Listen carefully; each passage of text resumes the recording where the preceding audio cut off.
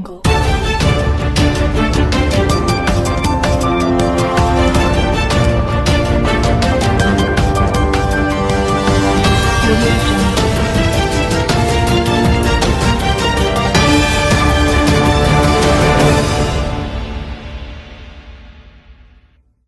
ಹೇಳ್ತಾ ಇರ್ತೀವಿ, ನೀವು ಪ್ರಶ್ನೆ ಮಾಡ್ತಾ ಇರ್ತೀರಾ. ಎಷ್ಟೋ ಸಾರಿ ನಾವು ಪ್ರೆಸ್ ಬೇಟ್ ಕೊಡ್ಬೇಕಾದ್ರೆ we restrict ourself, will not answer certain questions. ಯಾಕಂತಂದ್ರೆ ಅದು ತನಿಖೆಗೆ ಅಡ್ಡಿ ಬರುತ್ತೆ, ಅಥವಾ ಕೆಲವೊಂದಿಷ್ಟು ಅಂಶಗಳು ವೈಯಕ್ತಿಕ ಪ್ರತಿಷ್ಠೆಗೆ ಅಥವಾ ಹೆಣ್ಣು ಮಕ್ಕಳ ಅಥವಾ ಮಕ್ಕಳ ಮಹಿಳೆಯರ ಪ್ರತಿಷ್ಠೆಗೆ, ಅವರ ರೈಟ್ ಟು ಲೈಫ್ ಇದಕ್ಕೆ ಅಡ್ಡಿ ಬರುತ್ತೆ ಅಂತೇಳಿ ಕೆಲವೊಂದಿಷ್ಟು ವಿಚಾರಗಳನ್ನು ನಾವು ಹೇಳೋದ್ರಿಂದ ಮಾಡಕ್ಕೂ ಹೋಗಲ್ಲ. ಸೊ ಅಲ್ಲಿ ಕೆಲವಷ್ಟು ಪ್ರಶ್ನೆಗಳು ಬರ್ತಾ ಇರ್ತವೆ. ಆ ವಿಚಾರಗಳು ಬಂದಾಗ ಇವಾಗ ಸ್ಟಿಕ್ ಟು ದ ಏನು ಕಾಂಪಿಟೇಟರ್ ಅಟ್ ಏನಿರುತ್ತೆ ಆ ಫ್ಯಾನ್ಸಿಗೆ ಮಾತ್ರ ಸ್ಟಿಕ್ ಆನ್ ಆಗಬೇಕಾಗುತ್ತೆ. ಅದೇ ರೀತಿ ನೀವು ಜೆಸಿಕಾ ಲಾಲ್ ಮರ್ಡರ್ ಕೇಸ್ ಯಾರಾದ್ರೂ ಕೇಳಿದ್ರೆ ದಿಲ್ಲಿಯಲ್ಲಾಗಿದ್ದು, ಬಟ್ ಅದು ಮೀಡಿಯಾ ಟ್ರಯಲ್ ಅಂತಾನೆ ಸಕ್ಸಸ್ ಆಯ್ತು. ಬೇರೆ ಇನ್ನೊಂದಾಯ್ತು ನೋಯ್ಡಾದಲ್ಲಿ, ಯಾರು ಹೇಳಿ, ಆಯುಷಿ ತಲ್ವಾರ್ ಅವ್ರು ಕೇಳಿದ್ರೆ ಅನ್ಸುತ್ತೆ. ಬಟ್ ಅದೇನಾಯ್ತು, ಹೈಕೋರ್ಟ್ ಅಲ್ಲಿ ಅಕ್ವೈಟ್ ಆಯ್ತು. ಬಟ್ ಮೀಡಿಯಾ ಎಲ್ಲ ಏನ್ ಮಾಡ್ತು, ಅವ್ರ ತಂದೆ ತಾಯಿನೇ ಆರೋಪಿಗಳು ಅಥವಾ ಅವ್ನ ನೇಪಾಳದ ಕೆಲಸಕ್ಕಿತ್ತಲ್ಲ ಅವನ ಆರೋಪಿ ಅಂತ ಹೇಳಿ. But media trial concluded that they are accuse. But court ultimately trial ಆಗಿ ಏನಾಯ್ತು, ಅದು ಅಕ್ವೈಟ್ ಆಯ್ತು. ಇತ್ತೀಚೆಗೆ ಆಯ್ತಲ್ಲ ಸುಶಾಂತ್ ಸಿಂಗ್ ರಜಪೂತ್ ಕೇಸ್, ಮುಂಬೈದಲ್ಲಿ ಸುಸೈಡ್ ಮಾಡ್ಕೊಂಡಿತ್ತು. ಸಿಬಿಐ ಏನಾಯ್ತು, ಅದು ಸುಸೈಡ್ ಕೇಸ್ ಅಂತಾನೆ ಆಯ್ತು. ಬಟ್ ಮೀಡಿಯಾ ಟ್ರಯಲ್ ಏನಾಯ್ತು, so it went in a different direction. ಹಾಗಾಗಿ ಈ ಮೀಡಿಯಾ ಟ್ರಯಲ್ ಬಗ್ಗೆನೂ ಕೂಡ ಸೊ ಅಂದ್ರೆ ಮೀಡಿಯಾ ತನಿಖೆ ಅಂತಾನೂ ಕರಿಬಹುದು ಅಥವಾ ಮೀಡಿಯಾ ವಿಚಾರಣೆ ಅಂತಾನೂ ಕರಿಬಹುದು. ನಮ್ಮ ಮುಂದೆ ಇವೆಲ್ಲ ಸಾಕಷ್ಟು ಉದಾಹರಣೆಗಳಿವೆ. ನಾವೇನು ಅಂತಂದ್ರೆ ಇದರಿಂದ ಕಲಿಯೋದಿರುತ್ತೆ. ಸೊ ಹಾಗಾಗಿ ಮೀಡಿಯಾ ಟ್ರಯಲ್ ಕೂಡ ನಾವು ಗಮನದಲ್ಲಿ ಇಟ್ಕೋಬೇಕಾಗುತ್ತೆ. ಅದೇ ರೀತಿ ಇಂಪಾರ್ಟೆಂಟ್ ಆಸ್ಪೆಕ್ಟ್, ಮಹಿಳೆ ಮತ್ತು ಮಕ್ಕಳಿಗೆ ಸಂಬಂಧಪಟ್ಟಂತ ವಿಚಾರಗಳು ಬಂದಾಗ ನಾನು ಎಷ್ಟೋ ಸಾರಿ ನನ್ನ ಮಾಧ್ಯಮ ಫ್ರೆಂಡ್ಸಿಗೆ ಹೇಳಿರ್ತೀನಿ, 10 ಅಲ್ಲ 20 ಸಾರಿ ಯೋಚನೆ ಮಾಡಿ ಏನ್ ಬರೀಬೇಕು, ಹೇಗ್ ಬರೀಬೇಕು, ಯಾವ ರೀತಿ ಬರೀಬೇಕು ಅಂತ ಹೇಳಿ. ಬಿಕಾಸ್ ಮಹಿಳೆ ಮತ್ತು ಮಕ್ಕಳ ಘನತೆ ಗೌರವಕ್ಕೆ ನೇರವಾಗಿ ಆಗಲಿ ಅಥವಾ ಪರೋಕ್ಷವಾಗಿ ಆಗಲಿ ಯಾವುದೇ ರೀತಿಯಾದಂತಹ ಕುತ್ತು ತರುವಂತದ್ದಿತ್ತು ಅಂತಂದ್ರೆ 228A IPC ಹೌದಾ, disclosure of identity of victim of certain offences ಅಂತ ಬರುತ್ತೆ.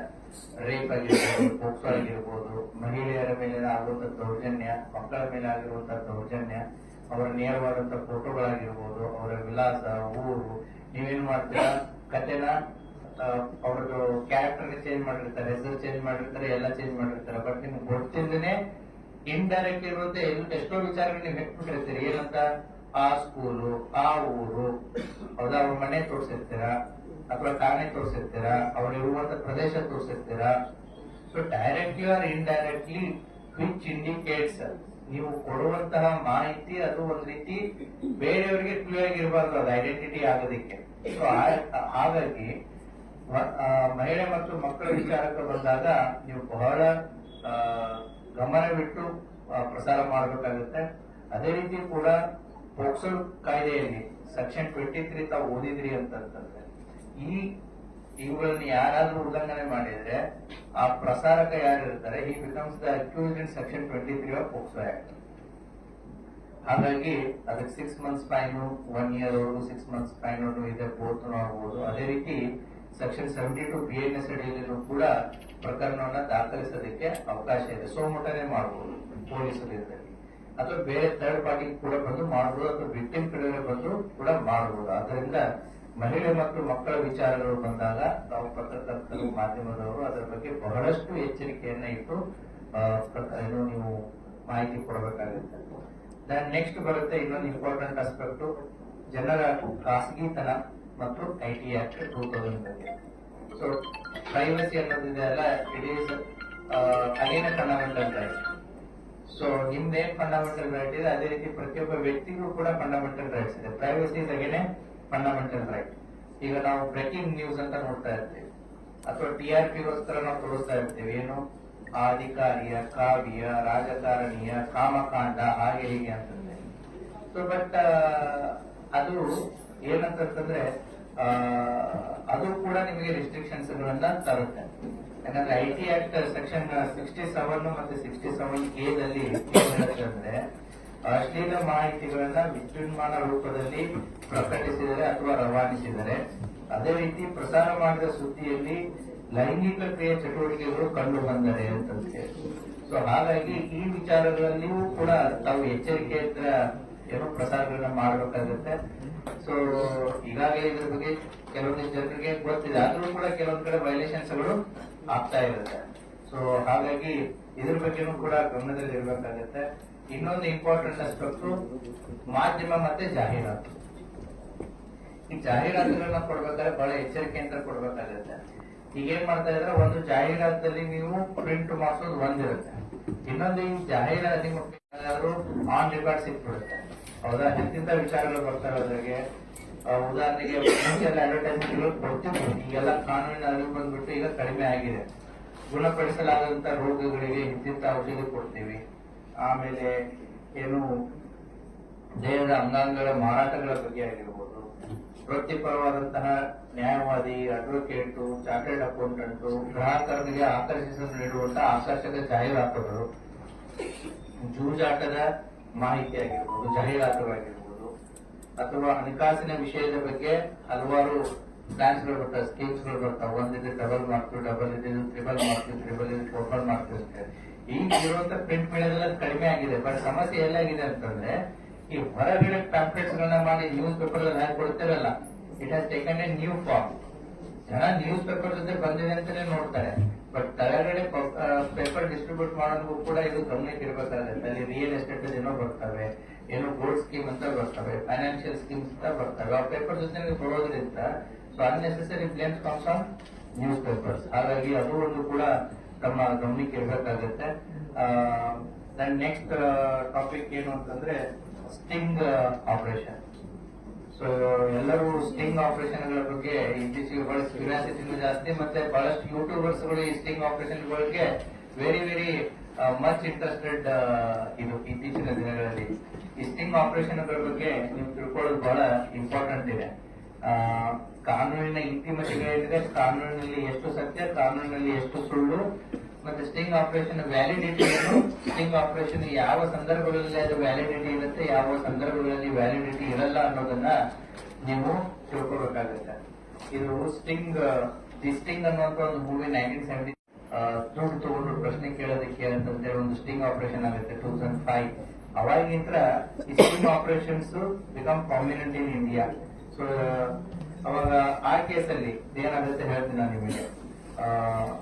2005ರಲ್ಲಿ ಅದೇನು ಸಂಸತ್ತಿನಲ್ಲಿ ಹಣ ಪಡೆದು ಪ್ರಶ್ನೆ ಕೇಳುವ ಬಗ್ಗೆ ದೆಹಲಿಯಲ್ಲಿ ಸುದ್ದಿವಾಹಿನಿಯೊಂದರಿಂದ ನಡೆದಂತಹ ಈ ಘಟನೆಗೆ ಸಂಬಂಧಪಟ್ಟಂತೆ ಪತ್ರಕರ್ತರ ವಿರುದ್ಧ ದಾಖಲಿಸಲಾದ ಪ್ರಕರಣದಲ್ಲಿ, ಪತ್ರಕರ್ತರ ವಿರುದ್ಧ ಪ್ರಕರಣ ದಾಖಲಾಗುತ್ತೆ. ಅವಾಗ ದೆಹಲಿ ಉಚ್ಚ ನ್ಯಾಯಾಲಯ 2010ರಲ್ಲಿ ಏನ್ ಹೇಳುತ್ತೆ ಅಂದ್ರೆ, ಸಮಾಜದಲ್ಲಿನ ಅಕ್ರಮ ಮತ್ತು ಭ್ರಷ್ಟಾಚಾರದ ಪರದೆಗಳನ್ನು ತೆರೆಯಲು ಈ ಕುಟುಂಬ ಕಾರ್ಯಾಚರಣೆಗಳು ಅಗತ್ಯವಾಗಿದ್ದು, ಈ ಚಟುವಟಿಕೆಗಳನ್ನ ಕೈಗೊಳ್ಳುವ ಪತ್ರಕರ್ತರ ಮೂಲಭೂತ ಕರ್ತವ್ಯ ಮತ್ತು ಅಭಿವ್ಯಕ್ತಿ ಸ್ವಾತಂತ್ರ್ಯದಡಿ ಕೈಗೊಳ್ಳುವ ಅಧಿಕಾರವಿರುವುದರಿಂದ ಅವರ ಮೇಲೆ ಯಾವುದೇ ಕ್ರಿಮಿನಲ್ ಪ್ರಕರಣಗಳನ್ನ ದಾಖಲಿಸಲು ಬರುವುದಿಲ್ಲ ಎಂದು ತೀರ್ಪು ನೀಡುತ್ತೆ 2010ರಲ್ಲಿ. ಬಟ್ ಈ ಪ್ರಕರಣದ ಹಿನ್ನೆಲೆಯಲ್ಲಿ ಪತ್ರಕರ್ತರು ನಿರ್ಭೀತಿಯಿಂದ ಕುಟುಂಬ ಕಾರ್ಯಾಚರಣೆಗೆ ದಾರಿ ಮಾಡಿಕೊಟ್ಟ ನಂತರ ಪ್ರೆಸ್ ಕೌನ್ಸಿಲ್ ಆಫ್ ಇಂಡಿಯಾದ ಏನಾದ್ರು ಗೈಡೆನ್ಸ್ ಇತ್ತು. ಬಟ್ ಇದೇನಾಗುತ್ತೆ, ಉದ್ದೇಶ, ಸಾಮಾಜಿಕ ಉದ್ದೇಶ ಮತ್ತು ಸಾಮಾಜಿಕ ಬದ್ಧತೆ ಮತ್ತು ಪಬ್ಲಿಕ್ ಇಂಟ್ರೆಸ್ಟ್ ಇದರಲ್ಲಿ ಎಷ್ಟು ಇನ್ವಾಲ್ವ್ ಆಗುತ್ತೆ ಇರುತ್ತೆ ಅನ್ನೋದು ಬಹಳ ಇಂಪಾರ್ಟೆಂಟ್ ಇರುತ್ತೆ. ಬಟ್ ಇದರಿಂದ ಏನಾಯ್ತು ಅಂತಂದ್ರೆ, ಕೆಲವೊಂದಿಷ್ಟು ಪತ್ರಕರ್ತರು ತಮ್ಮದೇ ರೀತಿಯಲ್ಲಿ ಕುಟುಂಬ ಕಾರ್ಯಾಚರಣೆಗಳನ್ನ ನಡೆಸಲು ಸ್ಟಾರ್ಟ್ ಮಾಡ್ತಾರೆ. ಇದರಿಂದ ನಾಗರಿಕರ ಖಾಸಗಿ ಬದುಕಿಗೂ ಧಕ್ಕೆ ಬರತೊಡಗಿ ಅವರ ಮೂಲಭೂತ ಹಕ್ಕುಗಳ ಉಲ್ಲಂಘನೆ ಪ್ರಾರಂಭವಾಗುತ್ತೆ. ಆದ್ದರಿಂದ ಸರ್ವೋಚ್ಚ ನ್ಯಾಯಾಲಯ ರಜತ್ ಪ್ರಸಾದ್ ವರ್ಸಸ್ ಸಿಬಿಐ ಪ್ರಕರಣ 2014ರಲ್ಲಿ ಇನ್ನೊಂದು ಜಡ್ಜ್ಮೆಂಟ್ ಕೊಡುತ್ತೆ. ಏನು ಅಂದ್ರೆ, ಕೆಲವೊಂದಿಷ್ಟು ಲಾ ಎನ್ಫೋರ್ಸ್ಮೆಂಟ್ ಅಥಾರಿಟಿನ ಟ್ರ್ಯಾಕ್ ಮಾಡೋದಕ್ಕೆ, ವಿಡಿಯೋ ಮಾಡೋದಕ್ಕೆ ಅವಕಾಶ ಇದೆ. ಲೋಕಪಾಲ್ ಆಗಿರ್ಬೋದು, ಲೋಕಾಯುಕ್ತ ಆಗಿರ್ಬೋದು, ಎನ್ಫೋರ್ಸ್ಮೆಂಟ್ ಡೈರೆಕ್ಟರೇಟ್ ಆಗಿರ್ಬೋದು. ಸೊ ಅದರಲ್ಲಿ ಮಾಡಿರುವಂತಹ ವಿಡಿಯೋ ರೆಕಾರ್ಡಿಂಗ್ಸ್ ಗಳನ್ನ ಪ್ರಶ್ನೆ ಮಾಡೋದಕ್ಕೆ ಕೋರ್ಟ್ ನಲ್ಲಿ ಅವಕಾಶ ಇದೆ. ಆದರೆ ಥರ್ಡ್ ಪಾರ್ಟಿ ಇರುವಂತಹ ಮಾಧ್ಯಮಗಳು ಮಾಡುವಂತಹ ವಿಡಿಯೋಸ್ಗಳನ್ನ ನ್ಯಾಯಾಲಯದಲ್ಲಿ ಪ್ರಶ್ನೆ ಮಾಡೋದಕ್ಕೆ ಅವಕಾಶಗಳು ಇದೆಯಾ ಅನ್ನುವಂತ ಒಂದು ಪ್ರಶ್ನೆ ಬರುತ್ತೆ. ಹಾಗಾಗಿ ಕಾನೂನು ಜಾರಿ ಮಾಡುವ ಸಂಸ್ಥೆಗಳೇ ನಡೆಸುವ ಕುಟುಂಬ ಕಾರ್ಯಾಚರಣೆಗಳಿಗೆ ಕಾನೂನಿನಡಿ ಇನ್ನೂ ಮಾನ್ಯತೆ ನೀಡುವ ಬಗ್ಗೆ ಜಿಜ್ಞಾಸೆ ಇರುವಾಗ ಪತ್ರಕರ್ತರು ನಡೆಸುವ ಕುಟುಂಬ ಕಾರ್ಯಾಚರಣೆಗೆ ಇರುವ ಬೆಲೆ ಏನು? ಅಧಿಕಾರಿಗಳನ್ನ ಕುಟುಂಬ ಬೆಲೆಗೆ ಬೀಳಿಸಬೇಕೆಂದೇ ಪತ್ರಕರ್ತರು ಅಂದ್ರೆ ಇನ್ ಜನರಲ್ ಹೇಳ್ತಾರೆ ಆಮಿಷ ತೋರಿ ನಂತರ ಅದನ್ನ ಕುಟುಂಬ ಕಾರ್ಯಾಚರಣೆಯ ಭಾಗವಾಗಿ ಹೇಳುವುದು ಕಾನೂನುಬದ್ಧವಲ್ಲ. ಈ ರೀತಿಯಲ್ಲಿ ಏನೋ ಪತ್ರಕರ್ತರು ದೇ ವಿಲ್ ಬಿಕಮ್ ಅಂದ್ರೆ ನೀವು ಅದು ಟ್ರ್ಯಾಪ್ ಅನ್ನೋದು ಒಂದೇ ದಿನದಲ್ಲಿ ಆಗಿರಲ್ಲ. ಓವರ್ ಪೀರಿಯಡ್ ಆಫ್ ಟೈಮ್, ಒಂದು ವಾರ ಒಂದು ಫ್ರೆಂಡ್ಶಿಪ್ ಆಗಿರುತ್ತೆ, 2ನೇ ವಾರ ಆಫರ್ ಆಗಿರುತ್ತೆ, 3ನೇ ವಾರ ಇನ್ವೈಟ್ ಆಗಿರುತ್ತೆ. ಸೊ ಅಂದ್ರೆ ಇಂಡ್ಯೂಸ್ ಮಾಡಿದವರು ಯಾರು? ಆಮೇಲೆ ನಾವೇನ್ ಮಾಡ್ತೀವಿ ಅದನ್ನ ಸುದ್ದಿ ಪ್ರಸಾರ ಮಾಡ್ಬೇಕಾದ್ರೆ ನಮ್ಗೆ ಸೆಲೆಕ್ಟೆಡ್ ಪೋರ್ಷನ್ಸ್ ಗಳನ್ನ ಮಾತ್ರ ನಾವು ಸೆಲೆಕ್ಟ್ ಮಾಡಿ ತೋರಿಸಿರ್ತೀವಿ, ಬಟ್ ಕಂಪ್ಲೀಟ್ ತೋರಿಸಿರಲ್ಲ. ಒಂದು ಎವಿಡೆನ್ಸ್ ಗೆ ಕೋರ್ಟ್ ಅಲ್ಲಿ ವ್ಯಾಲ್ಯೂ ಯಾವಾಗಿರುತ್ತೆ ಅಂತಂದ್ರೆ ಆ ಒಂದು ಎವಿಡೆನ್ಸ್ ನ ಮೌಲ್ಯ ಕಳ್ಕೊಂಡಿರಬಾರ್ದು. ಅಂದ್ರೆ it should be from 0 to 100 full ಇರಬೇಕು. ನಾವೇನ್ ಮಾಡಿರ್ತೀವಿ, ಓವರ್ ಪೀರಿಯಡ್ ಆಫ್ 20 days ಅವನನ್ನ ಟ್ರ್ಯಾಪ್ ಮಾಡೋದಕ್ಕೆ ಹೋಗಿ ಫ್ರೆಂಡ್ಶಿಪ್ ಬೆಳೆಸಿರ್ತೀವಿ, ಅವನ ನಂಬಿಕೆಯನ್ನ ಬೆಳೆಸಿರ್ತೀವಿ, ಆಮೇಲೆ ಏನೋ ಒಂದು ಕೆಲಸ ಅಂತ ಹೋಗ್ತೀವಿ, ಆಮೇಲೆ ಏನೋ ಒಂದು ಆಫರ್ ಮಾಡ್ತೀವಿ, ಆಮೇಲೆ ಅವನನ್ನ ಇನ್ವೈಟ್ ಮಾಡಿರ್ತೀವಿ. So who are the conspirator here? ಯಾರು ಅವನನ್ನ ಆಮಿಷಿಗೆ ಒಳಪಡಿಸಿದ್ರು? ಯಾರು ಅವನನ್ನ ಪ್ರಚೋದನೆಗೆ ಒಳಪಡಿಸಿದ್ರು? ಯಾರು? ಸೊ ಸೆಕ್ಷನ್ 120B ಕಾನ್ಸ್ಪಿರಸಿ ಬಂದ್ಬಿಡುತ್ತೆ. ಸೊ ಹಾಗಾಗಿ ಆಮೇಲೆ ನೀವು ಇದೇನು 20 ದಿನದಿಂದ ಏನೋ ಒಂದು ಫಾಲೋ ಅಪ್ ಮಾಡಿರ್ತಾರಲ್ಲ, ಆ 20 ದಿನದ್ದು ಕೂಡ ಎವಿಡೆನ್ಸ್ ಕಂಟಿನ್ಯೂಟಿ ಇರಬೇಕಾಗುತ್ತೆ. ನಾವೇನ್ ಮಾಡ್ತೀವಿ, ಸೆಲೆಕ್ಟೆಡ್ ನಮ್ಗೆ ಎಷ್ಟು ಬೇಕು ಅಷ್ಟೇನೆ ಎಡಿಟ್ ಮಾಡಿ ಇದನ್ನ ಮಾಡ್ತಾ ಇರ್ತೀವಿ. ಸೊ ಹಾಗಾಗಿ ಆದ್ರೆ ಸಾರ್ವಜನಿಕ ಹಿತಾಸಕ್ತಿಯಿಂದ ಕೈಗೊಂಡಂತ ಕುಟುಂಬ ಕಾರ್ಯಾಚರಣೆಗಳು ಈ ವ್ಯಾಪ್ತಿಗೆ ಬರುವುದಿಲ್ಲವಾದರೂ ನ್ಯಾಯಾಲಯದಲ್ಲಿ ಪತ್ರಕರ್ತರು ಯಾರದನ್ನ ಸ್ಟಿಂಗ್ ಆಪರೇಷನ್ ಮಾಡಿರ್ತಾರೆ, they should be able to prove it. So ಅವಾಗ ಅದಕ್ಕೆ ಒಂದು ವ್ಯಾಲ್ಯೂ ಹೋಗಿರುತ್ತೆ. ನಾನು ಅದೇ ರೀತಿ ಲಾಸ್ಟ್ ಪೋರ್ಷನ್ ಉದಾಹರಣೆಗೆ ನೀವು ಏನೋ ಒಂದು ತೋರಿಸ್ತೀರಿ, ಇಲ್ಲಿಗಲ್ ಆಕ್ಟಿವಿಟಿ ಎಲ್ಲೋ ಒಂದು ಈ ರೀತಿ ನಡೆದಿದೆ ಅಂತೇಳಿ. It is your fundamental duty to go to the police station and register the FIR. ಬರೀ ನೀವು ಸುದ್ದಿ ಪ್ರಸಾರ ಮಾಡಿ ಬಿಡೋದಲ್ಲ. You are duty bound to give the complaint to the police station, ಅಥವಾ police can give the notice. ಇದ್ರ ಬಗ್ಗೆ ನೀವು ಹಾಕಿದ್ರೆ ಇದಕ್ಕೆ ಸಂಬಂಧಪಟ್ಟಂತ ನಮಗೆ ಮಾಹಿತಿಯನ್ನ ನೀವು ಕೊಡಿ ಅಂತ. ಕೆಲವೊಂದು ಜನ ಏನ್ ಮಾಡ್ತೀವಿ, ಸುದ್ದಿ ಮಾಡಿಬಿಟ್ಟು ಬಿಡ್ತೀವಿ, ಅದನ್ನ ಪೊಲೀಸರು ಕೇಳ್ಬೋದು ನಿಮಗೆ, ಅಥವಾ ನೀವೇ ನೇರವಾಗಿ ಹೋಗಿ ಕಂಪ್ಲೇಂಟ್ ಅನ್ನು ಕೊಡ್ಬೋದು. ಬಟ್ ಜಾಸ್ತಿ ಜನ ಯಾರು ಹೋಗಿ ಕೊಡಲ್ಲ, ಅದಕ್ಕೆ ಬೇಕು ಅಂತ ನಾನು ಸುದ್ದಿ ಪ್ರಕಟ ಮಾಡಿದ್ರೆ ಬಿಟ್ಟೆ ಅಂತ. ಬಟ್ ಪೊಲೀಸ್ ಲೀಗಲಿ ನಮಗೆ ನೋಟಿಸ್ ಅನ್ನ ಕೊಟ್ಟು ಇದು ಏನು ಅಂತ ಕೇಳೋದಕ್ಕೂ ಕೂಡ ಅವಕಾಶ ಇದೆ. ಅದೇ ರೀತಿ ಏನು ಅಂತಂದ್ರೆ ನೀವು ಯಾವುದೇ ಒಂದು ಪ್ರಿಂಟ್ ಆಗಿರ್ಬೋದು ಅಥವಾ ಡಿಜಿಟಲ್ ಆಗಿರ್ಬೋದು ಏನೇ ಸುದ್ದಿಯನ್ನ ಪ್ರಸಾರ ಮಾಡಿದಾಗ police can ask in writing. 91 CRPC ಈಗ PNS ಅಡಿಯಲ್ಲಿ ಅದು ಚೇಂಜ್ ಆಗಿದೆ. ಏನು ಅಂತಂದ್ರೆ ಅದಕ್ಕೆ ಸಂಬಂಧಪಟ್ಟಂತಹ ಸಂಪೂರ್ಣ ಮಾಹಿತಿಯನ್ನ ನಮಗೆ ಕೊಡಿ ಅಂತೇಳಿ. It can become part of investigation. So ಹಾಗಾಗಿ ಈ ಮೀಡಿಯಾ ಟ್ರಯಲ್ ಮಾಡಿದಾಗ ಅಥವಾ ತನಿಖೆ ನಡೀತಿರ್ಬೇಕಾದ್ರೆ ಅಡ್ವಾನ್ಸ್ ಆಗಿ ಹೋದಾಗ ಪೊಲೀಸ್ ಏನ್ ಮಾಡ್ತಾರೆ, ಮಾಹಿತಿ, ಯಾಕಂದ್ರೆ it becomes A part of the evidence. So ಹಾಗಾಗಿ 91 CRPC ಅಡಿಯಲ್ಲೂ ಕೂಡ ಆ ಮಾಹಿತಿಗಳನ್ನ ಪಡ್ಕೊಳ್ಳೋದಕ್ಕೆ ಅವಕಾಶ ಇದೆ. ಸೊ ಹೀಗಾಗಿ ಓವರಾಲ್ ಕಾನೂನು ಮತ್ತು ಮಾಧ್ಯಮ ಅಂತ ಬಂದಾಗ ನಿಮಗೆ ಸಂವಿಧಾನದ ಅಡಿಯಲ್ಲಿ ಪ್ರೊಟೆಕ್ಷನ್ ಇದೆ. ಅದೇ ರೀತಿ another fundamental right to life ಅದು ಕೂಡ ಇದೆ. IT ಆಕ್ಟ್ ಇದೆ. ಅದೇ ರೀತಿ ಯಾವ ರೀತಿಯಾದ ಸುದ್ದಿಗಳನ್ನ ಪ್ರಸಾರ ಮಾಡಬಹುದು, ಯಾವ ರೀತಿ ಸುದ್ದಿಗಳನ್ನ ಪ್ರಸಾರ ಮಾಡಬೇಕಾದ್ರೆ ಎಚ್ಚರಿಕೆಗಳನ್ನ ವಹಿಸ್ಕೊಳ್ಬಹುದು ಅಂತೇಳಿ ನಾನು ಕೊಟ್ಟಂತ ಸಮಯದಲ್ಲಿ ಸಂಕ್ಷಿಪ್ತವಾಗಿ ಇದನ್ನ ಕವರ್ ಮಾಡಲಿಕ್ಕೆ ಪ್ರಯತ್ನ ಮಾಡಿದ್ದೀನಿ. So there is a book, ಮಾಧ್ಯಮ ಮತ್ತು ಕಾನೂನು ಅಂತೇಳಿ, ಆಲ್ರೆಡಿ ಒಂದು ಕನ್ನಡದಲ್ಲಿ ಇದೆ, ಮಾಧ್ಯಮ ಮತ್ತು ಕಾನೂನು ಅಂತೇಳಿ.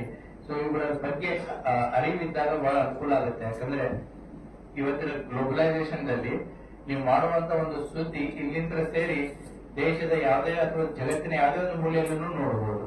ಸೊ ಯಾರು ಕೂಡ ಎಲ್ಲಿ ಬೇಕಾದ್ರೂ ಕೂಡ ಅದನ್ನ ಏನು ಅಬ್ಸರ್ವ್ ಮಾಡಬಹುದು, ಅದನ್ನ ಕ್ವಶನ್ ಮಾಡಬಹುದು ಅಥವಾ ಅದನ್ನ ರಿವರ್ಟ್ ಬ್ಯಾಕ್ ಮಾಡಬಹುದು. ಹಾಗಾಗಿ ಇವತ್ತಿನ ದಿನಮಾನಗಳಲ್ಲಿ ಪತ್ರಕರ್ತರಿಗೆ ಕಾನೂನಿನ ಅರಿವು ಅಷ್ಟೇ ಮುಖ್ಯ ಆಗಿರುತ್ತೆ. ಸೊ ಇವತ್ತಿನ ಈ ಕಾರ್ಯಕ್ರಮಕ್ಕೆ ನನ್ನನ್ನ ಕರೆಸಿ ಮಾತನಾಡಲು ಅವಕಾಶ ಕೊಟ್ಟಂತಹ ಆರ್ಗನೈಸರ್ಸ್ಗೆ ಮತ್ತೆ ವೇದಿಕೆ ಮೇಲೆ ಇರುವಂತಹ ಜಿಲ್ಲಾಧಿಕಾರಿ ಅವರಿಗೆ ಮತ್ತು CO ಅವರಿಗೆ ನಾನು ಮತ್ತೆ ವೇದಿಕೆ ಮುಂಭಾಗದಲ್ಲಿರುವ ಎಲ್ಲ ಪತ್ರಕರ್ತರಿಗೂ ಕೂಡ ನಾನು ಧನ್ಯವಾದಗಳನ್ನ ಹೇಳಿ ನನಗೆ 2 ಮಾತುಗಳನ್ನ ಮುಗಿಸ್ತೇನೆ. ಥ್ಯಾಂಕ್ ಯು ಅಂತ ಹೇಳಿ ಬ್ಲರ್ ಮಾಡಿದ್ರೆ ಏನಾಯ್ತು ನಾನು ಅದನ್ನೇ ಹೇಳ್ತಾ ಇದ್ದೀನಿ. Any information directly or indirectly ಆ ವಿಕ್ಟಿಮಿನ ಮಾಹಿತಿಯನ್ನ ಇನ್ನೊಬ್ಬ ವ್ಯಕ್ತಿಗೆ ಗೊತ್ತಾಗೋ ರೀತಿ ಇತ್ತು ಅಂತಂದ್ರೆ again it's A crime. Blur ಮಾಡಿ ತೋರಿಸಿದ್ರು ಕೂಡ ನೀವು ಏನ್ ಬ್ಲರ್ ಮಾಡಿದಿರಿ ಮತ್ತೆ ಅದನ್ನ ನಾನು ಹೇಳ್ತಾ ಇದ್ದೀನಿ, ಆ ಸುದ್ದಿ ಯಾವ ರೀತಿ ಪ್ರಸಾರ ಆಯ್ತು ಅದು ಆ ವಿಕ್ಟಿಮ್ನ ಐಡೆಂಟಿಟಿಯನ್ನ ರಿವೀಲ್ ಮಾಡಕ್ಕೆ ಸಾಧ್ಯ ಆಗುತ್ತೋ ಇಲ್ಲೋ ಆ ಸುದ್ದಿ ಆಗತ್ತೆ ಅನ್ನೋದಾಯ್ತು ಅಂತಂದ್ರೆ again the section 228 IPC 75 BNS plus ಇನ್ನೊಂದು 23 ಆಫ್ ಪೋಕ್ಸೋ ಆಕ್ಟ್ ಅಟ್ರಾಕ್ಟ್ ಆಗಿಬಿಡುತ್ತೆ. ಕರೆಕ್ಟ್. ಸುದ್ದಿ ಮೂಲಗಳು ಇಲ್ಲ. ನೀವು ಯಾವ್ದೋ ಒಂದು ಇಲ್ಲಿಗಲ್ ಆಕ್ಟಿವಿಟಿ ತೋರಿಸಿದಾಗ, ಹೌದಾ, ಈಗ ನೀವು ಪ್ರಿಂಟ್ ಅಲ್ಲಿ ತೋರಿಸ್ಬೋದು ಅಥವಾ ಡಿಜಿಟಲ್ ಅಲ್ಲಿ ತೋರಿಸಿದಾಗ ಅದನ್ನ ತಾರ್ಕಿಕ ಅಂತ್ಯಕ್ಕೆ ಒಯ್ಯೋದು ಯಾವ ರೀತಿ? ಒಂದು, ನೀವು ಒಂದು ಕಂಪ್ಲೇಂಟ್ ಅನ್ನು ಕೊಡೋದಕ್ಕೆ ಸಾಧ್ಯತೆ ಇದೆ.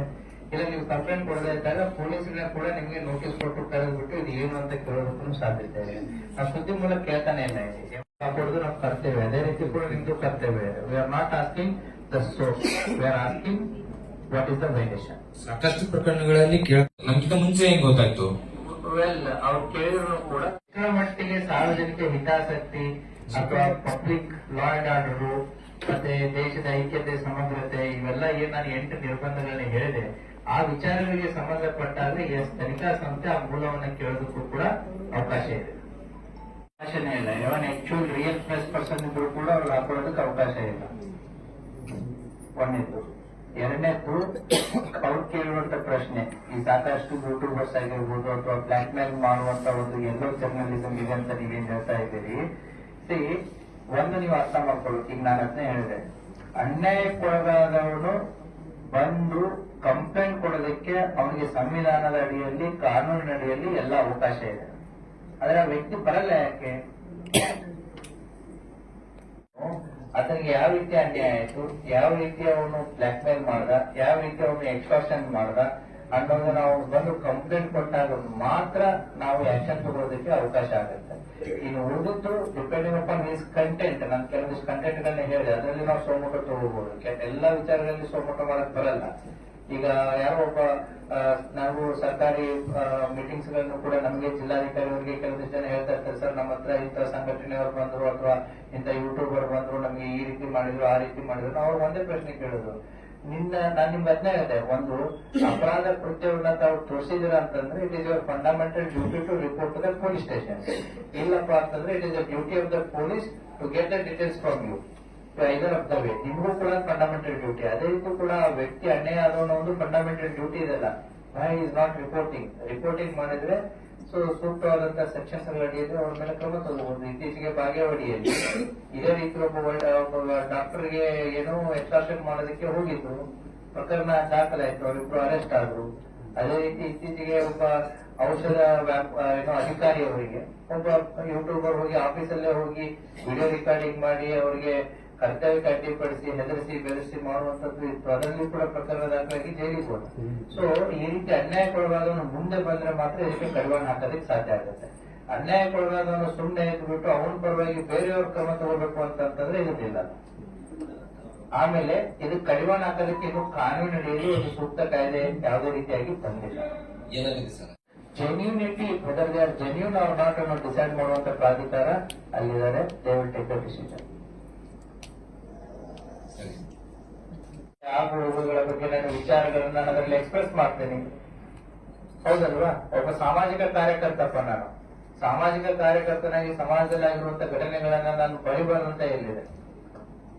ಅಗೇನ್ ಇಟ್ ಇಸ್ ದ, ನಾನು ಹೇಳಿದ್ದಲ್ಲ ನಿಮಗೆ, article 19 versus article 21 again it is. ಹೌದಾ? ಆರ್ಟಿಕಲ್ 19 ನನ್ನ ವಾಕ್ ಸ್ವಾತಂತ್ರ್ಯ ಅಂತ ಅವನು ಹೇಳ್ತಾನೆ, ಆರ್ಟಿಕಲ್ 21 ಇದು ನನ್ನ ಬದುಕಿನ ಹಕ್ಕು ಅಂತ ಅವನು ಹೇಳ್ತಾನೆ. So it is a conflict of rights. ಅದು ಎಷ್ಟರ ಮಟ್ಟಿಗೆ ಯಾವುದಕ್ಕೆ ಧಕ್ಕೆ ಕೊಡ್ತಾ ಇದೆ ಅನ್ನೋದನ್ನ ಸಂದರ್ಭ ಸನ್ನಿವೇಶ ಎಕ್ಸ್ಪ್ಲೇನ್ ಮಾಡ್ಬೇಕಾಗುತ್ತೆ. ಕಂಪ್ಲೇಂಟ್ ಕೊಡೋದಕ್ಕೆ ಪೊಲೀಸ್ ಸ್ಟೇಷನ್ ಒಂದ್ ತಾಲೂಕಲ್ಲಿ ಒಂದ್ 4-5 ಘಟನೆ ಆದ್ರೆ ಎಲ್ಲರೂ ತಾವೇ ಅಂಗಡಿ ಕ್ಲೋಸ್ ಮಾಡ್ಕೊಂಡಿರ್ತಾರೆ. So people should come to give the complaint. ಜನ ಮುಂದೆ ಬರಬೇಕು ಕಂಪ್ಲೇಂಟ್ಸ್ ಕೊಡೋದಕ್ಕೆ. ಅವಾಗ ಇದು ತಾನೇ ಹೌದಪ್ಪ ಇದಕ್ಕೊಂದು ಅವಕಾಶ ಇದೆ. ಇದೇನಾಗಿದೆ, ಒನ್ ಸೈಡ್ ಹೋಗಿದೆ, 99 ವರ್ಸಸ್ 1 ಇದೆ. 19 ಈ ರೀತಿ ಮಾಡಬಹುದು ಅಂತ ಒಂದು ಮಾತ್ರ ಹೀಗಿದೆ. ಅದೇ ಒಂದು 50-50 ಆಗ್ಲಿ, ಉಳಿದಂತ 50 ಕ್ಲೋಸ್ ಆಗ್ಬಿಡ್ತಾರೆ. ಸೊ ಜನ ಮುಂದೆ ಬರ್ಬೇಕು, ಅನ್ಯಾಯ ಕೊಡ್ಬೇಕಾದ್ರೆ ಮುಂದೆ ಬರ್ಬೇಕು, ಇಲ್ಲಾಂದ್ರೆ ಗಮನಕ್ಕೆ ಬಂದ್ರೆ ಏನು ಮಾಡಕ್ಕಾಗಲ್ಲ. Out of the scope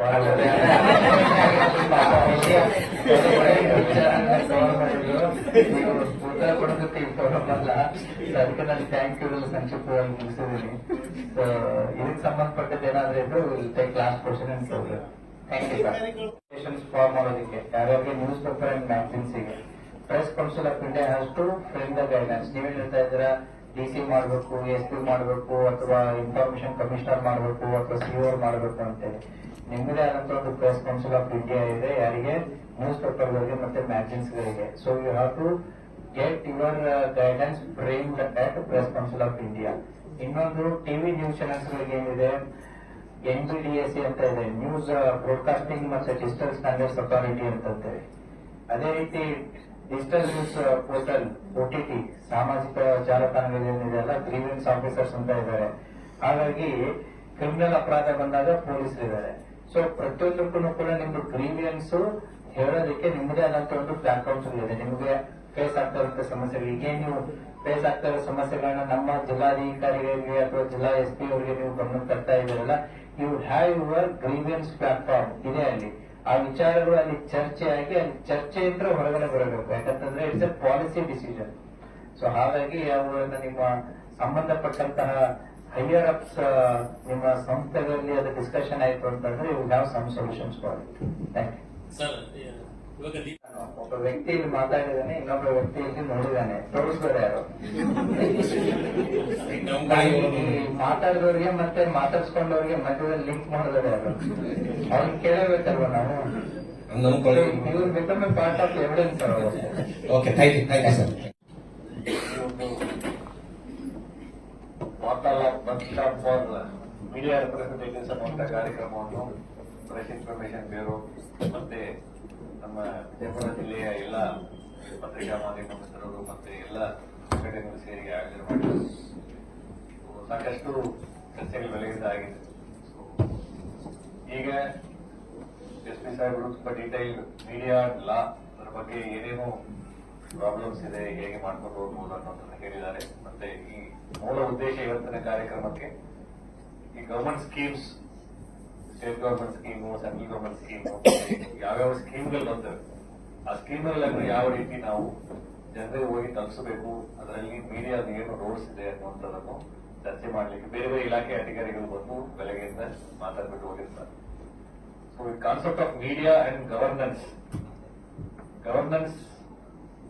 as A concept ನಾವು ನೋಡಿದ್ರೆ ಮೀಡಿಯಾ ಅಂಡ್ ಗವರ್ನೆನ್ಸ್ ಅಂತ ತಗೊಂಡ್ರೆ, ಗವರ್ನೆನ್ಸ್ ನಲ್ಲಿ ಈ ಪಬ್ಲಿಕ್ ಪಾಲಿಸಿ ಸಂಬಂಧಪಟ್ಟ ಹಾಗೆ ಬರುವಂತ ವಿಚಾರಗಳಲ್ಲಿ ಮೀಡಿಯಾದ ರೋಲು ಎರಡು ಘಟ್ಟದಲ್ಲಿ ತುಂಬಾ ಇಂಪಾರ್ಟೆಂಟ್ ಆಗಿರ್ತದೆ. ಒಂದು, ಈ ಪಬ್ಲಿಕ್ ಪಾಲಿಸಿ ಫಾರ್ಮುಲೇಷನ್ ಸ್ಟೇಜ್ ನಲ್ಲೇ ಯಾವುದಾದ್ರೂ ಒಂದು ಪಬ್ಲಿಕ್ ಪಾಲಿಸಿ ಅನ್ನುವಂಥ ಯೋಜನೆಯನ್ನು ರೂಪಣೆ ಮಾಡುವಂತ ಸಂದರ್ಭದಲ್ಲೇ ಮೀಡಿಯಾದು ಇನ್ಫ್ಲೂಯೆನ್ಸ್ ಇರ್ತದೆ ಆ ಪಬ್ಲಿಕ್ ಪಾಲಿಸಿ ಮಾಡುವಂತ ಸಂದರ್ಭದಲ್ಲಿ. ಸೆಕೆಂಡ್ ರೋಲ್ ಗವರ್ನೆನ್ಸ್ ನಲ್ಲಿ ಅದನ್ನು ಇಂಪ್ಲಿಮೆಂಟೇಷನ್, ಆ ಪಾಲಿಸಿಯನ್ನು ಅನುಷ್ಠಾನಗೊಳಿಸುವಲ್ಲಿ ಹೇಗೆ ಮಾಡ್ತಾ ಇದ್ದಾರೆ ಅನ್ನುವಂಥದ್ರಲ್ಲಿ ಮೀಡಿಯಾದ ರೋಲ್ ಇರ್ತದೆ. ಸೊ ಇವೆರಡೂ ನಾವು ನೋಡೋದಾದ್ರೆ ಕೆಲವು ಪಾಲಿಸಿಗಳು ಬರುವಾಗಲೇ ಮೀಡಿಯಾದ ಒಂದು ಇನ್ಪುಟ್ಸ್ ಏನಿದೆ, ಪಬ್ಲಿಕ್ ಪರ್ಸೆಪ್ಷನ್ ಏನಿದೆ ಆ ವಿಚಾರದಲ್ಲಿ ಅನ್ನುವಂಥದ್ದನ್ನು ಸರ್ಕಾರಗಳು ಯೋಚನೆ ಮಾಡುತ್ತದೆ, ಇನ್ಪುಟ್ಸ್ ಅನ್ನು ನೋಡ್ತದೆ. ಸೊ ಆ ಸಂದರ್ಭದಲ್ಲಿ ಯಾವುದೇ ಒಂದು ಯೋಜನೆ ಬರಲಿ, ಯೋಜನೆಯು ಒಂದು ರಿಸೋರ್ಸ್ ಇರ್ತದೆ, ಒಂದು ಬಜೆಟ್ ಇರ್ತದೆ, ಪಬ್ಲಿಕ್ ರಿಸೋರ್ಸ್. ಆ ಪಬ್ಲಿಕ್ ರಿಸೋರ್ಸ್ ಸಾರ್ವಜನಿಕ ಉಪಯೋಗಕ್ಕಾಗಿ ಯೂಸ್ ಮಾಡುವಂತದ್ದು ಪಬ್ಲಿಕ್ ಪಾಲಿಸಿ. ಆ ರಿಸೋರ್ಸ್ ಕರೆಕ್ಟ್ ಆಗಿ ಯೂಸ್ ಆಗ್ತದೋ ಇಲ್ವೋ, ಅದರಲ್ಲಿ ಏನಾದರೂ ಬದಲಾವಣೆಗೆ ಬೇಕಾಗ್ತದೋ ಅನ್ನುವಂಥದ್ದನ್ನು ಈ ಪಾಲಿಸಿ ಫಾರ್ಮುಲೇಷನ್ ಸ್ಟೇಜಸ್ ನಲ್ಲೇ ಕರೆಕ್ಟ್ ಆಗಿ ತಿಳ್ಕೊಂಡು ಆ ಸಂಬಂಧಪಟ್ಟವರಿಗೆ ಇನ್ಪುಟ್ಸ್ ಅನ್ನು ಕೊಟ್ಟರೆ, ನಿಮ್ಮ ಮಾಧ್ಯಮದಲ್ಲಿ ಬಂದ್ರೆ ಆ ಯೋಜನೆಯ ಫಾರ್ಮುಲೇಷನ್ ಸ್ಟೇಜ್ ನಲ್ಲೇ ನಾವು ಬದಲಾವಣೆ ತರಲಿಕ್ಕೆ ಸಾಧ್ಯತೆ ಆಗ್ತದೆ. This is the first part of media and governance. ಅದಕ್ಕೆ ಸಾಕಷ್ಟು ವರ್ಕ್ ಮಾಡಬೇಕು ನಾವು. ವರ್ಕಿಂಗ್ ಅಂದ್ರೆ ಬ್ಯಾಕ್ ಗ್ರೌಂಡ್ ಮಾಡಬೇಕು, ಅನಾಲಿಸಿಸ್ ಮಾಡಬೇಕು, ಎಕ್ಸ್ಪರ್ಟ್ಸ್, ಸ್ಟೇಕ್ ಹೋಲ್ಡರ್ಸ್ ಜೊತೆಗೆ ಚರ್ಚೆ ಮಾಡಿಕೊಂಡು then the media can formalise an opinion and public perception ಏನಿದೆ ಅದನ್ನೇ ಯಥಾವತ್ತಾಗಿ ನಾವು ನೀವೆಲ್ಲ ತೋರಿಸಿದ್ರೆ ಪಾಲಿಸಿ ಫಾರ್ಮುಲೇಷನ್ ಸ್ಟೇಜ್ ನಲ್ಲೇ ಕೆಲವು ರೆಕ್ಟಿಫಿಕೇಶನ್ಸ್, ಕರೆಕ್ಷನ್ಸ್ ಅನ್ನು ಮಾಡ್ಕೊಳ್ಳಿಕ್ಕೆ ಅನುಕೂಲ ಆಗ್ತದೆ. ಪಾಲಿಸಿ, ಪಬ್ಲಿಕ್ ಪಾಲಿಸಿನಲ್ಲಿ ಪಾಲಿಸಿ ಫಾರ್ಮುಲೇಷನ್ ಅಂದ್ರೆ ಸಾಕಷ್ಟು ಸ್ಟೇಜಸ್ ಇದೆ. ಗವರ್ನೆನ್ಸ್ ನಲ್ಲಿ ನಾವು ನೋಡಿದ್ರೆ ನೆಕ್ಸ್ಟ್ ಅಜೆಂಡಾ ಸೆಟ್ಟಿಂಗ್ ಆಗ್ತದೆ, ಅದಾದ ನಂತರ ಪಾಲಿಸಿ ಇಂಪ್ಲಿಮೆಂಟೇಷನ್ ಫೇಸ್ ಆಗ್ತದೆ.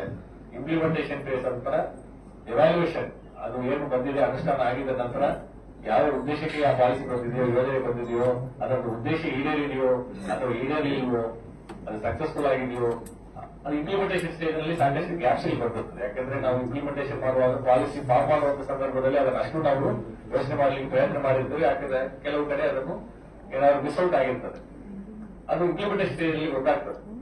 ಗೊತ್ತಾದ ಕೂಡಲೇ media's responsibility is to bring it to the notice.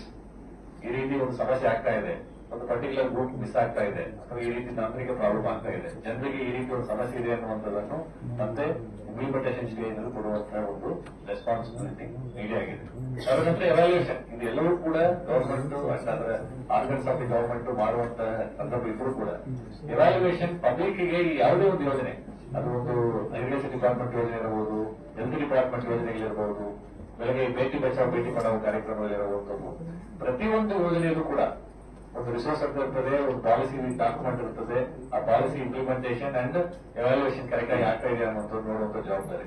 But ಅದಕ್ಕೆ ಆ ಪಾಲಿಸಿನಲ್ಲಿ ಏನಿದೆ ಅನ್ನುವಂಥದ್ದನ್ನ ಅರ್ಥ ಮಾಡ್ಕೋಬೇಕಾಗಿರುವಂತ ಜವಾಬ್ದಾರಿ ಎಲ್ಲರಿಗೂ ಇದೆ, ಎಸ್ಪೆಷಲಿ ಮೀಡಿಯಾಗೆ ಜಾಸ್ತಿ ಇದೆ. ಇಲ್ಲ ಅಂತ ಹೇಳಿದ್ರೆ ಪಾಲಿಸಿ ಯಾವ ಉದ್ದೇಶಕ್ಕೆ ಬಂದಿದೆ, ಅದು ಹೇಗೆ ಅನುಷ್ಠಾನ ಆಗ್ತಾ ಇದೆ ಅನ್ನುವಂಥದ್ರ ಬಗ್ಗೆ ಜನರಿಗಿಂತ ಜಾಸ್ತಿ ತಿಳುವಳಿಕೆ ತಮಗಿದ್ರೆ ಜನರಿಗೂ ಕೂಡ ಅನುಕೂಲ ಆಗುವಂತ ರೀತಿಯಲ್ಲಿ ಅದನ್ನು ಹೇಳಲಿಕ್ಕೆ ಆಗ್ತದೆ, ಮತ್ತೆ ಫೀಡ್ಬ್ಯಾಕ್ ಅನ್ನು ಕೂಡ ನಮಗೆ ಕೊಡ್ಲಿಕ್ಕೆ ಒಂದು ಅವಕಾಶ ಆಗ್ತದೆ. Ultimately it is all towards utilising the public resource for the public good. ಇದರಲ್ಲಿ ಇರುವಂತ ರಿಸೋರ್ಸ್ ಅಲೋಕೇಶನ್ ಕರೆಕ್ಟ್ ಆಗಿ ಇಂಪ್ಲಿಮೆಂಟೇಷನ್ ಕರೆಕ್ಟ್ ಆಗಿದ್ರೆ that is the ultimate aim for everybody. Governance aspect ನಲ್ಲಿ this is the most important part.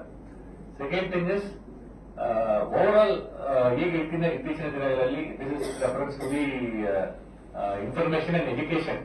ಈಗ ಏನು ಒಂದು ಮಾಹಿತಿ ಮತ್ತೆ ಒಂದು ಪ್ರೋಗ್ರಾಮ್ ಬಗ್ಗೆ ಜನರಿಗೆ ಕೊಡುವಂತ ಇನ್ಫಾರ್ಮೇಶನ್, ಯಾಕಂದ್ರೆ ಪ್ರೋಗ್ರಾಮ್ ಬಗ್ಗೆ ಏನೇ ನಾವು ವಾರ್ತಾ ಇಲಾಖೆ ಮುಖಾಂತರ ಮಾಡಬೇಕಾದ್ರೂ ಅದಕ್ಕೆ ನಿಮ್ಮೆಲ್ಲರಿಗೂ ಕೂಡ ಸಹಕಾರ ಬೇಕಾಗ್ತದೆ. ಆ ಇನ್ಫಾರ್ಮೇಶನ್ ಅನ್ನು ಸೂಕ್ತ ಫಾರಮ್ಸ್ ನಲ್ಲಿ ನಾವು ಜನರಿಗೆ ತಲುಪಿಸುವಂಥದ್ದು. ಅದರ ಜೊತೆಗೆ vigilance towards the rule of law, this is also one of the most important aspects of media. ಈ ಕಾನೂನಿನಲ್ಲಿ ಏನಿದೆ ಅನ್ನುವಂಥದ್ರ ಬಗ್ಗೆ ಜನರಿಗೆ ವಿಜಿಲೆನ್ಸ್ ಅನ್ನು ಮೂಡಿಸುವಂತಹ ಒಂದು ಜವಾಬ್ದಾರಿಯನ್ನು ಕೂಡ ಮೀಡಿಯಾಗೆ ಇರ್ತದೆ. ಈಗ ರೂಲ್ ಆಫ್ ಲಾ ಅನ್ನುವಂಥದ್ದು ಹೇಳಿದ ಮೇಲೆ ಒಂದು ಕಾನೂನು ಸಾಕಷ್ಟು ಕಾನೂನುಗಳಿರ್ತದೆ, ಬಟ್ ಅದರಲ್ಲಿ ನಾವು ದಿನನಿತ್ಯ ನಮಗೆ ಅದಕ್ಕೆ ಯಾವ ಕಾನೂನುಗಳು ಅನ್ವಯ ಆಗ್ತದೆ ಅನ್ನುವಂಥದ್ದನ್ನು ತಿಳ್ಕೊಂಡು ಅದರಲ್ಲಿ ಯಾರಾದ್ರೂ ಏನಾದ್ರೂ ಅನ್ಯಾಯ ಆಗ್ತಾ ಇದ್ರೆ ಅದನ್ನು ಹೇಗೆ ಅವರು ಯಾವ ಸೂಕ್ತ ಕಾನೂನಲ್ಲಿ ಹೇಗೆ ಅಡ್ರೆಸ್ ಮಾಡಬೇಕು ಅನ್ನುವಂಥದ್ರ ಬಗ್ಗೆ ಕೂಡ ಅರಿವು ಮೂಡಿಸುವಂತಹ ಒಂದು ಜವಾಬ್ದಾರಿ ಇದೆ. So the rule of law ಯಾವಾಗಲೂ ಇರ್ತದೆ. ಆ ರೂಲ್ ಆಫ್ ಲಾಗೆ ಒಂದು ವಿಜಿಲೆಂಟ್ ಆಗಿ ಒಂದು ಪಬ್ಲಿಕ್ ಪರ್ಸೆಪ್ಷನ್ ಅನ್ನು ಕ್ರಿಯೇಟ್ ಮಾಡುವಂತಹ ಒಂದು ಕ್ರಮವನ್ನು ಕೂಡ ಮೀಡಿಯಾದವರು ಮಾಡಬೇಕಾಗ್ತದೆ. Then there is concept of this ethical journalism. ಅದರ ಬಗ್ಗೆ ಸಾಕಷ್ಟು ಮಾಹಿತಿಗಳನ್ನು ಈಗಾಗಲೇ ಹೇಳಿದ್ದಾರೆ. ಯಾಕಂದ್ರೆ ಇತ್ತೀಚಿನ ದಿನಗಳಲ್ಲಿ it is very difficult to find the difference between fact and truth. ನಮ್ಮೆಲ್ಲ ಈಗ ಹಿಂದೆ ನಾವು ನೋಡುವಾಗ there is only one truth ಅಂತ ನಮ್ದು ಒಂದು ಕಾನ್ಸೆಪ್ಟ್. ಟ್ರೂತ್ ಅಂತ ಹೇಳಿದ್ರೆ ಒಂದೇ ಒಂದು ಸತ್ಯ ಇರ್ತದೆ ಅಂತ. ಈಗ ಏನಾಗ್ಬಿಟ್ಟಿದೆ, there are different shades of truth ಆಗ್ಬಿಟ್ಟಿದೆ. ಟ್ರೂತ್ಸ್ ವರ್ಷನ್ಸ್ ಆಗ್ಬಿಟ್ಟಿದೆ. ಟ್ರೂತ್ ವರ್ಷನ್ 1, ಟ್ರೂತ್ ವರ್ಷನ್ 2 ಅಂತ ಹೇಳಿ. ಸೊ ಆದ್ದರಿಂದ there is always a blurring. And of course ಈಗ ಇತ್ತೀಚಿನ ದಿನಗಳಲ್ಲಿ artificial intelligence, this impact of the artificial intelligence on social media, ಅದರಲ್ಲಿ ಯಾವುದು ಫೇಕ್ ನ್ಯೂಸ್ ಬರ್ತಾ ಇದೆ, ಯಾವುದು ನಿಜವಾಗಿ ರಿಪೋರ್ಟ್ ಆಗಿದೆ ಅನ್ನುವಂಥದ್ದನ್ನು ಗೊತ್ತುಪಡಿಸಿಕೊಳ್ಳಲಿಕ್ಕೆ ಜನರು ಕೂಡ ತೊಂದರೆ ಆಗುವಂತಹ ಒಂದು ಸಂದರ್ಭ ಇದೆ. ಸೊ ಅದಕ್ಕೆ ಸಾಕಷ್ಟು ಐಟಿ ಕಾಯ್ದೆಗಳಿವೆ, ಅದಕ್ಕೆ ಸೈಬರ್ ಪೊಲೀಸ್ ಸ್ಟೇಷನ್ಸ್ ಇವೆ, ಟೆಕ್ನಿಕಲ್ ಟೀಮ್ ಇದೆ, ಸರ್ಕ್ ಇದೆ. ಸೊ ಎಲ್ಲವೂ ಕೂಡ ಒಂದು ಸಿಸ್ಟಮ್ ನಲ್ಲಿ ನಾವು ಕೆಲಸ ಮಾಡಬೇಕಾಗ್ತದೆ. ಅಂತಹ ಏನಾದರೂ ಸಂದರ್ಭ ಬಂದರೂ ಕೂಡ ಈಗ media responsibility is to immediately tell that particular news is fake. ಯಾಕಂದ್ರೆ ಅದು ಅಷ್ಟು ಬೇಗ ಹರಡುವಂತಹ ಒಂದು ಕಾಲದಲ್ಲಿ ನಾವು ಇದ್ದೇವೆ. ಅದು ನಿಜನ ಸುಳ್ಳು ನಮಗೂ ಕೂಡ ಗೊತ್ತಾಗಲ್ಲ.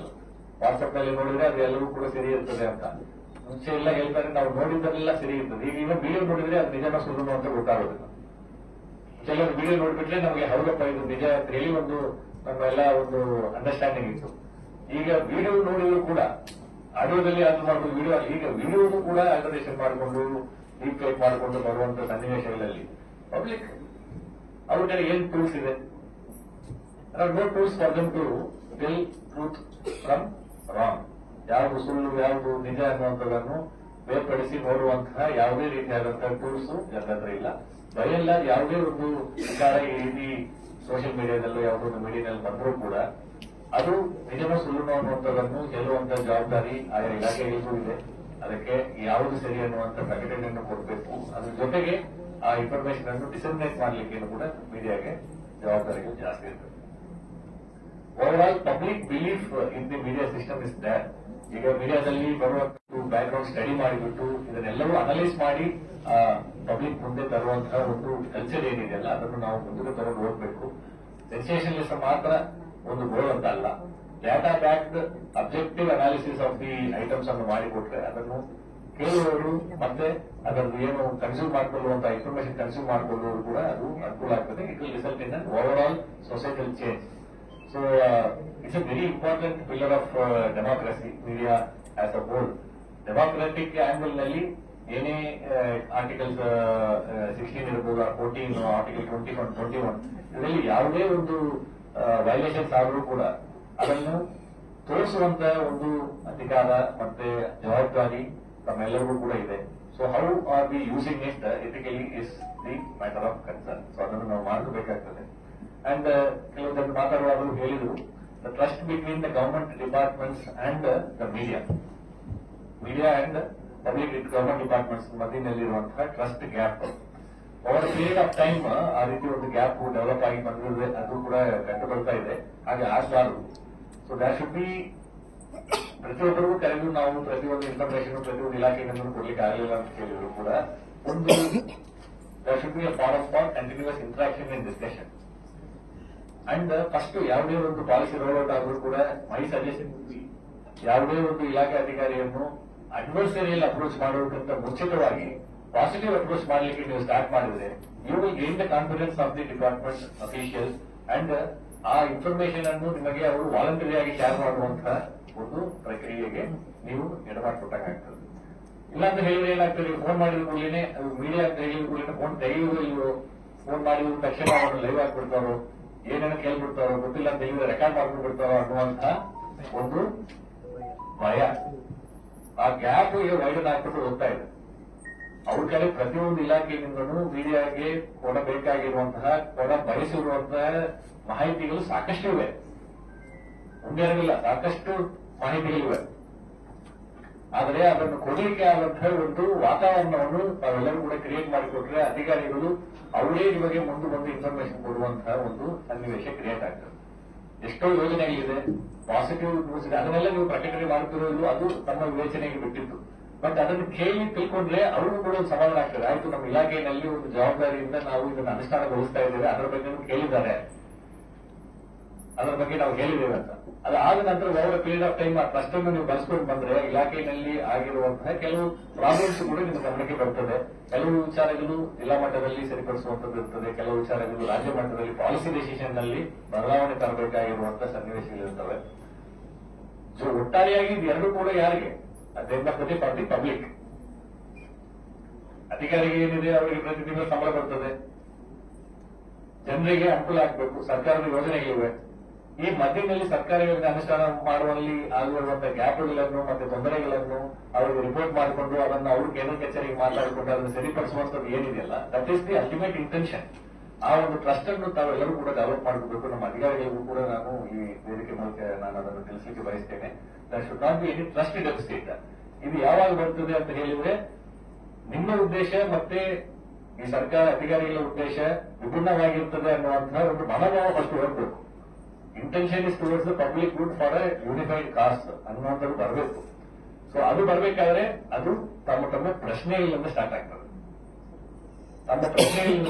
ಇನ್ನೆಲ್ಲ ಸುವರ್ಣೋಟು ಅವರೇ ಕಾಲ್ ಮಾಡಿ ಅವರಿಗೆ ಇಲಾಖೆ ಅಧಿಕಾರಿಗಳು ಮೀಡಿಯಾದವರು ಮಾತ್ರ ಈ ರೀತಿ ನಮ್ಮಲ್ಲಿ ಒಂದು ನಡೀತಾ ಇದೆ, ಅದನ್ನು ನೀವು ಪ್ರಚುರಪಡಿಸಿ ಅನ್ನುವಂಥದ್ದನ್ನು ದಾಟಿ ಈಗ ಕೇಳಿದ್ರು ಕೂಡ ಮಾಹಿತಿ ಕೊಡಲಿಕ್ಕೆ ಇನ್ನು ಮುಂದೆ ಏನ್ ಬಂದ್ಬಿಡ್ತಾರೋ ಗೊತ್ತಿಲ್ಲ. ನಮ್ಮ ಇಮೇಜ್ ಏನಾಗ್ಬೋದು, ಏನಾದ್ರು ಅಡ್ವರ್ಸ್ ನ್ಯೂಸ್ ಬಂದ್ಬಿಟ್ರೆ ನಾವು ನಮ್ಮ ಮೇಲಾಧಿಕಾರಿ ನಮ್ಮನ್ನು ಬೈದು ಏನ್ ಮಾಡುವಂಥದ್ದು, ಆ ರೀತಿ ಒಂದು ವಾತಾವರಣ ಸೃಷ್ಟಿ ಆಗಬಾರದು. ಆ ಸೃಷ್ಟಿ ಆಗಬಾರದು ಅಂತ ಹೇಳಿದ್ರೆ ಅದನ್ನು ನಿಮ್ಮ ಪಾತ್ರ ಪ್ರಥಮವಾಗಿ ತುಂಬಾ ಮುಖ್ಯವಾದಂತಹ ಪಾತ್ರ ಇದೆ. ನೀವು ಯಾವ ಪ್ರಶ್ನೆಯಿಂದ ಸ್ಟಾರ್ಟ್ ಮಾಡ್ತೀರೋ ಅದ್ರ ಮೇಲೆ ಇರುತ್ತದೆ. ಪ್ರಶ್ನೆಯನ್ನು ನೀವು ಪಾಸಿಟಿವ್ ಆಗಿ ಎನೇಬಲಿಂಗ್ ಮಾಡುವಂತ ರೀತಿಯಲ್ಲಿ ಕೇಳಿದ್ರೆ ಅವ್ರು ಓಪನ್ ಅಪ್ ಆಗ್ತಾರೆ, ಮಾತಾಡಲಿಕ್ಕೆ ಸ್ಟಾರ್ಟ್ ಮಾಡ್ತಾರೆ. ನೀವು first question advisory question start ಮಾಡಿದ್ರೆ it is very difficult for any officer to give an extempore politically correct answer. ಕೇಳಿದ ಕೂಡಲೇ ತಕ್ಷಣ ಒಂದು ಪೊಲಿಟಿಕಲಿ ಕರೆಕ್ಟ್ ಆನ್ಸರ್ ಕೊಡುವಂಥದ್ದು ಕಷ್ಟ ಆಗುತ್ತದೆ. ಅದನ್ನು ಮತ್ತೆ ಹೇಗೆ ಅದು ಬಿಂಬನೆ ಆಗ್ತದೆ ಅನ್ನುವಂಥದ್ದು ಅವ್ರ ತಲೆಯಲ್ಲಿದ್ದು ಅವರು ಡಿಫೆನ್ಸ್ ಮೋಡಿಗೆ ಹೋಗ್ಬಿಡ್ತಾರೆ. ಒಂದು ಪ್ರಶ್ನೆ ಕೇಳಿದ್ರೆ ಒಂದು 10 ನಿಮಿಷ ಯೋಚನೆ ಮಾಡಿ ಒಂದು ಉತ್ತರ ಕೊಡುವಂತ ಒಂದು ಪರಿಸ್ಥಿತಿಗೆ ಹೋಗ್ಬಿಡ್ತಾರೆ. ಆ ರೀತಿ ಆಗ್ಬಾರದು. ಸೊ ನಾವು ಕೂಡ ಈ ಒಂದು ನಿಟ್ಟಿನಲ್ಲಿ ಸರ್ಕಾರಿ ಇಲಾಖೆಗಳಿಗೂ ಜೊತೆಗೆ ಕೈ ಜೋಡಿಸ್ಬಿಟ್ಟು ಅವರು ಸರ್ಕಾರಿ ಯೋಜನೆಗಳೇನಿದೆಯಲ್ಲ ಅದನ್ನು ಜನರಿಗೆ ತಲುಪುವಲ್ಲಿ ಇವತ್ತಿನ ಕಾರ್ಯಕ್ರಮದ ಮೂಲ ಉದ್ದೇಶ ಅದೇ ಇತ್ತು. ಯಾಕೆಂತ ಹೇಳಿದ್ರೆ ಯಾವುದೇ ಒಂದು ಯೋಜನೆಯನ್ನು ಅನುಷ್ಠಾನಗೊಳಿಸಬೇಕಾದ್ರೆ ಅದು ಯೋಜನೆ ಅನುಷ್ಠಾನ ಕರೆಕ್ಟ್ ಆಗ್ತಾ ಇದೆಯೋ ಇಲ್ವೋ, ಅದರಲ್ಲಿ ಸಾಧಕ ಬಾಧಕಗಳು ಏನಿಲ್ಲ ಎರಡೂ ಬರಬೇಕು. ಯಾವುದೇ ಒಂದು ಸ್ಕೀಮ್ ಅನ್ನು ನಾವು 100% ಸಕ್ಸಸ್ಫುಲ್ 100% ಫೇಲಿಯರ್ ಅಂತ ಹೇಳಲಿಕ್ಕೆ ಯಾವುದೇ ಸ್ಕೀಮ್ ಬರೋದಿಲ್ಲ. Any scheme is work in progress. Administration ಅಂತ ಹೇಳಿದ್ರೆ ಅದು ಒಂದು ದಿವಸ 2 ದಿವಸ ಮಾಡಿ ಮುಗಿಸುವಂತದಲ್ಲ, ಮಾಡ್ತಾ ಇರಬೇಕು. ಅದರಲ್ಲಿ ಬರುವಂತ ಸಮಸ್ಯೆಗಳ ಬಗ್ಗೆ ನಾವು ತಿಳ್ಕೊಳ್ಬೇಕು. ತಿಳ್ಕೊಳ್ಳಲಿಕ್ಕೆ ತಮ್ಮೆಲ್ಲರೂ ಸಹಕಾರ ಬೇಕು. ಇವಾಗ 5 years of the public perception. Public perception ಅನ್ನು ನೀವು ತೋರಿಸಬಹುದು, ಪಬ್ಲಿಕ್ ಪರ್ಸೆಪ್ಷನ್ ಅನ್ನು ಚೇಂಜ್ ಮಾಡಬಹುದು. ಎರಡು ಪವರ್ಸ್ ಮೀಡಿಯಾ ಹತ್ರ ಇರ್ತದೆ. ಅದನ್ನು ಎಥಿಕಲ್ ಆಗಿ ಯೂಸ್ ಮಾಡಿ ಪಬ್ಲಿಕ್ ಉಂಟುಗೋಸ್ಕರ ಅದನ್ನು ಬಳಕೆ ಮಾಡಬೇಕು ಅನ್ನುವಂತ ಒಂದು ಮಾತನ್ನು ಹೇಳಿ ಈ ಒಂದು ಕಾರ್ಯಕ್ರಮಕ್ಕೆ ನಾನು ಕರೆದು ಮಾತಾಡಲಿಕ್ಕೆ ಅವಕಾಶ ಕೊಟ್ಟಿರುವಂತಹ PIB-ನವರಿಗೆ ಧನ್ಯವಾದಗಳು ಹೇಳಿ ನನ್ನ ಮಾತನ್ನು ಮುಗಿಸ್ತೇನೆ.